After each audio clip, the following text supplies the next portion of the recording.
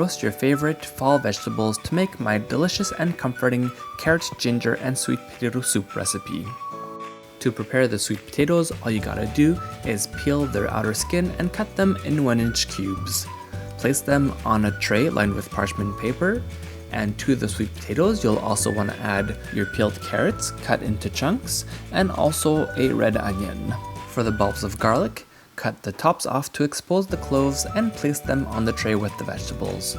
Drizzle everything with a good amount of olive oil and then sprinkle everything with some salt. Place the tray of vegetables into your preheated oven until they are nice and roasted, and once they're ready, remove the cloves of garlic to let them cool. In a large skillet or soup pot, melt down your butter, and then add in your grated ginger. Cook it just for a few minutes while stirring to release all of its flavors, and then deglaze the pan with the vegetable broth. Make sure to scrape off all that delicious flavor from the bottom of the pan and then add your roasted vegetables to the pot. Use your fingers to squeeze out the cloves of garlic from the bulbs, and then stir all the vegetables in the broth and bring it to a simmer. Turn the heat off and use a stick blender to blend the soup until very smooth, and then taste the soup to adjust your seasoning.